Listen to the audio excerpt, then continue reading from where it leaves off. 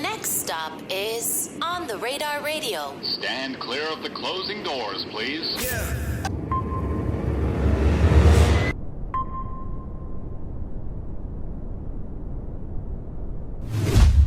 Yes, sir, baby. On the Radar Radio. Yo, special guest in the building. Coney Island in the building. D. Chamberz. What's up, in the man? building. What's good, my guy?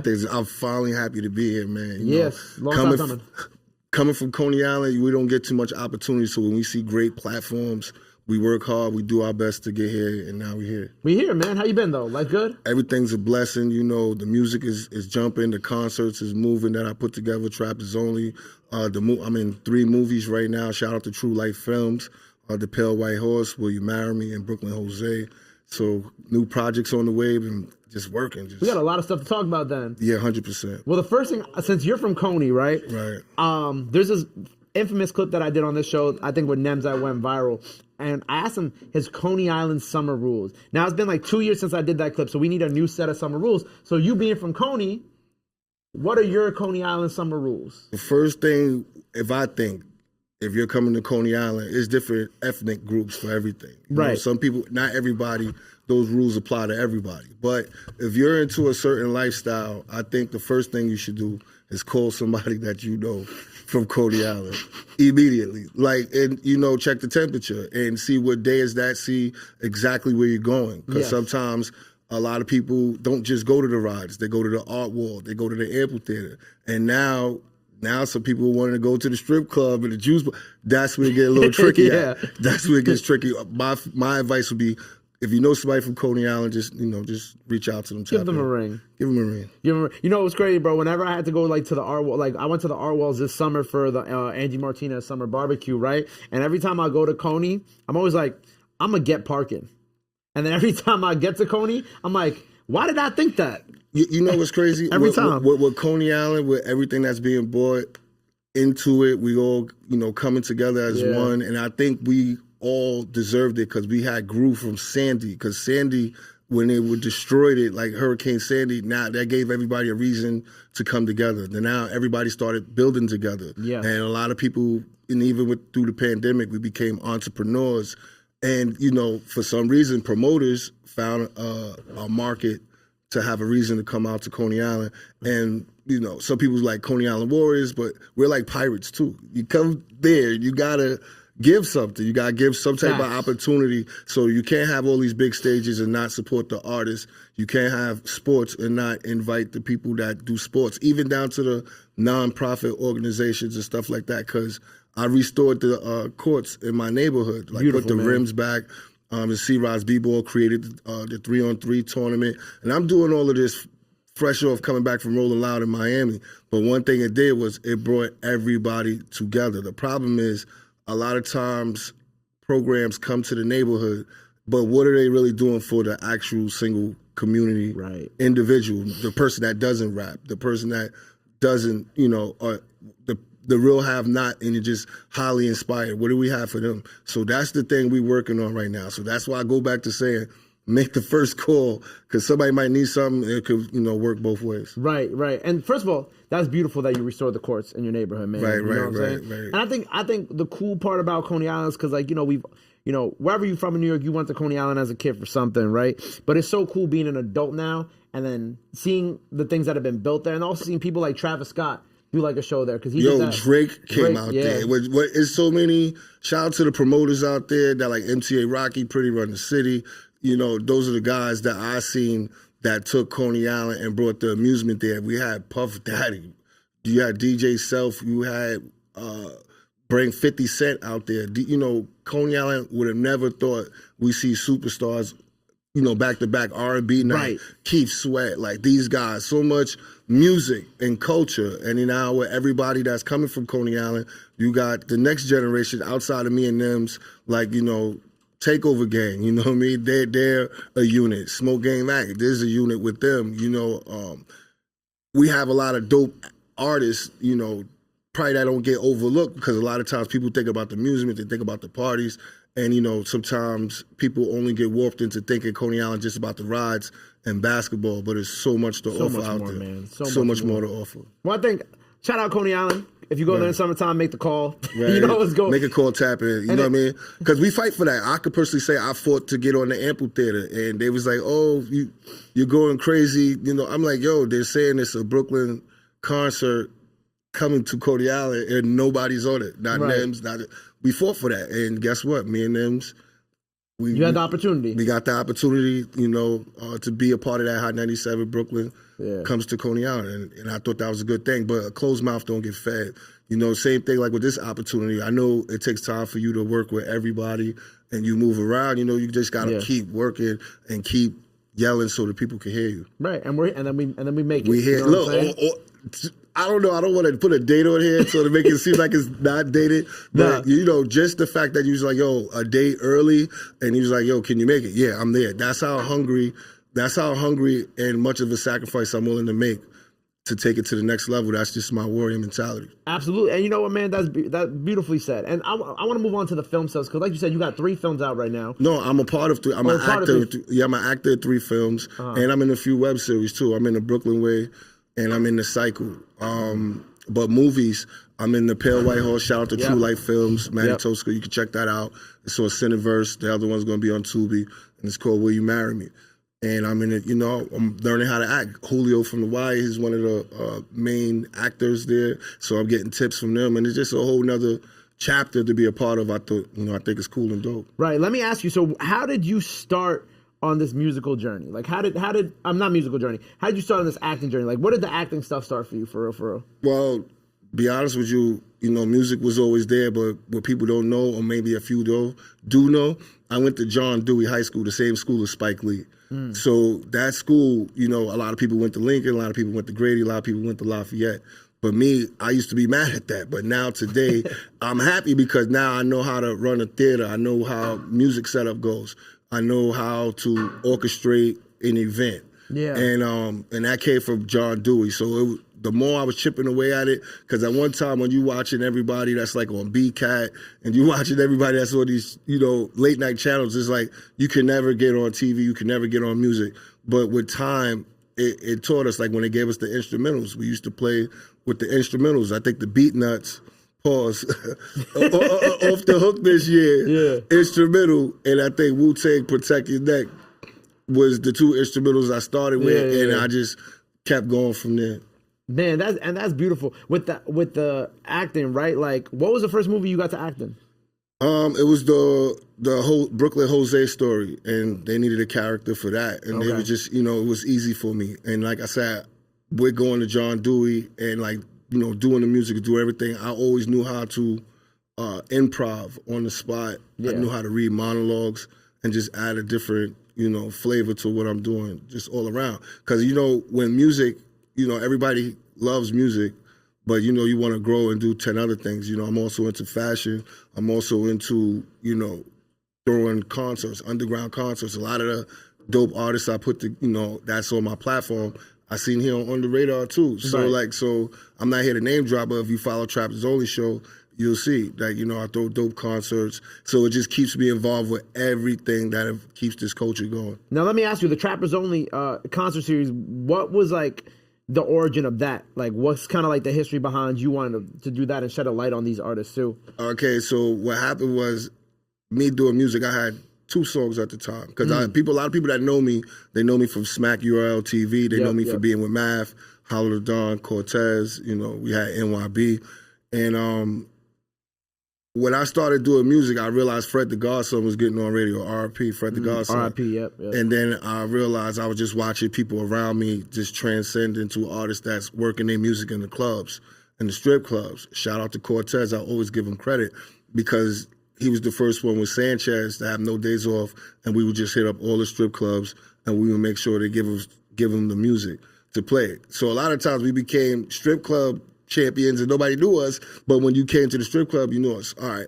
So at that time, there was a lot of shows that they used to make you sell like 40 tickets. It'd be like $1,000 to perform. So after a while, I was just like, they're not going to pay me. Let me create something. So I always used to go to Trap House strip club that was on Atlantic Avenue. Shout out to Pedro, shout out to MJ, East New York Snoop. So in that strip club, they always made me find the single releases. Like, help this guy break his record, help this guy. They just want people in the door. So when I realized I kept doing this consistent, he was like, what do you do before 7 to 11, before the club get jumping? And shout out to Pedro, he gave me those hours to create that platform. So I just would tell everybody, the artists, like say for instance, Enough will be on there at the night. He's one of the DJs. Or Envy's one of the DJs, DJ Self. That would be the highlight. Like artists who want to break their record, DJ Envy's coming in here tonight. It's like, I feel like I started that. So what happened was I would put like 15, 20 artists together and the club is packed before the strippers even walked in. They'd be like, yo, who is behind all of this? So I just took Trap House and put Trappers Only show and I just kept it going as it grew. I took it to Blackthorn. I took it to SOBs. Now I did Leaders of the Tri-State with Drewski just, not too long ago. And now we're doing like the 5-borough tour. So I'm able to work my music. I also perform in it because I create the host. I get the PRs, everybody's in there, the DJs. Shout out to DJ Red Light, DJ Dr. Hollywood. Yes. And DJ Shadow and DJ Five Stacks. And these are all the people like you will always see like different on the platform. A lot of artists come from out of there. And he's like the king of the underground. You gotta come through Trappers Only. I like how you gotta come through Trappers Only. If you check the names, 5-Year-Old Foreign came through there. You got Devog, he's been doing his thing before that, but he came through. Mo Dub, he came through there. Story came through. Mini Source, K Goddess. Like, I could just keep going. There's a lot of dope artists. Even the 41 Boys, Tata, he came through Trappers Only. And when we look back at the old pictures, this is 2019. And I was like, wow, this is crazy. You got to find those pictures for me. Oh, I got it. Not in a bad way because I was just at the Barclays Center because shout out to Alicia Hall. She put me on to Fanmeyer and I was able to run the suites with them or bring people, influencers and artists. And when we was there on one of those influencer nights at the Barclays, they was doing the halftime show. So when they came upstairs, I saw Fresher, and the guy was like, you don't recognize him? That's the young kid that used to do your shows. Get the fuck out of here. That's crazy. And shout out to 718 Money. He's from East New York, and he had the flyer. His name was there. He just got a bigger afro now and a little taller. And I was like, wow, and it's good to see that because you get the exercise and you get that performance rush, right from the underground. That's beautiful, man. But like for yourself, right? Let's talk about your music. Where are you at right now? Like we just dropped a new record. Today's Valentine's Day when we record this, so go get that. But like, where are you at personally? You do a lot for other people. Where are you at for yourself right now? Well, I really think I took more of my career seriously during the pandemic because I think, like all hustlers, we came out of that pandemic. During that pandemic, I was blessed to, have Benny the Butcher on the record, brought him to Coney Island, Flights in the Morning. Then I did the record with Method Man while he was on Power, Rap with a Legend. So once I did that, and then I created another project called Boom Bap to Drill Rap, when I was telling people I could challenge my sound for being, a hip-hop artist, and I could transcend to all three sounds that are currently going right now. So in between that, shout out to all the DJs, mainly Drewski, Spazzo, and all the mixed DJs that show me love. It's been a thing. So it's like we're not getting drowned and being boxed into one sound. Because, a lot of times, you have a wide ear. Me and you probably can understand it, but certain people just be like, nah, that's trash. I don't want to hear it. Like, we got to break that cycle and just... Well, yeah, people don't like what they don't understand. But they don't know, like, they might be whack where they at. You know what I'm saying? Right, it goes both ways. So, like, I'm just trying to show people you can have that open mind, that open sound, and, you could keep doing your thing. So with Boom Bap, the drill rap, I also live with that warrior mentality. So I always give people that hustler mentality in between the message. I don't just talk about nothing. There's a message in the bottle. There's ambition in there that, if you don't got nothing, you're going to want to go get something by the time you finish listening to my records. I like that. And then, because I had seen that you went on YouTube Live or something like that, or you had posted on YouTube, like, because some people were like trying to label you as a drill rapper at that point too, or something like that. Sometimes, all right. But I'm like, if people know about you, you know what it is? That means they really don't, because they would know I came from the smack era. You had to really rap outside. I may have never battled on stage, but I got a lot of freestyles that went viral. I got a lot of stuff. I was on World Star before IG was even a thing to talk about. It. So it's like when we talking about these things, so if I evolved with time and I'm doing songs with a new sound and I'm working with the young guys and I'm having fun with them. Where you know it's a turn up, it's a new energy, and I could do both. I don't think it's a bad thing. You know, do people judge you? They be like, oh no, stay to your core audience. But you know, a lot of the times, you know, where I'm heading, I'm going to where you can do both, and there's a larger audience. I don't think you should be able to limit yourself. Word. I like that. That's a good answer, man. So, you brought Benny to Coney Island. Yeah, he came out there. Shout out to Benny the Butcher. I met him a few times through Classic Material because he's the one who bridged that gap. Yeah. And then once Classic Material, Carlos put us together, we was just linking up whenever he come to the city, go to SOBs, and we just kept that relationship to where, you know, we had the record. Shout out to Sir Capital. We did flights in the morning. It did good numbers on YouTube, good numbers on the streams, and it's independent. You know, was there deals on the table? I was thinking some things was going to happen, but at this age, I do so much independently. It's like I'm my own machine. Right. You have your own way of doing things, and it works. And it works. Because I hear people just. When I hear people like after they sign the dotted line and everybody's popping the champagne, they start complaining within a year and a half, and I'll be like, I don't want to go through that. Well, that's because they don't always be knowing too. Like you have to know what you're getting yourself into when you sign to a label. Like you got to realize like young artists don't realize like when you sign to a label, that's when you really got to get done now. Just the fact they tell me I can't do something will bother me. Exactly. Or if they tell me like now is not the time, and then I got to slow up on the features that I think is probably will get the streets shaking, and you're telling me it's not, and then now you got writers in here that I don't know. I don't want to go through that. These are the stories I hear. I'd rather just, you know, stay motivated, keep doing myself till I hear the right situation or something that's worth it. Right, that's a fact. So we got the new single out now. Working on a tape. Like, what are we kind of cooking up right now like your solo side of things? I'm actually working on a new project. It's called Enough Is Enough. I like that. Okay. You know, it's produced by Cover, Clean or Dirty. I got Cast the producer. I got some dope production on there, and it's spread out because you know, like how some people, it's an emotion in every track with mine, because I'm not one of those guys who be like, oh, I want to put out a project and just book 20 hours and trying to Tupac the whole album like within a day. I don't do that.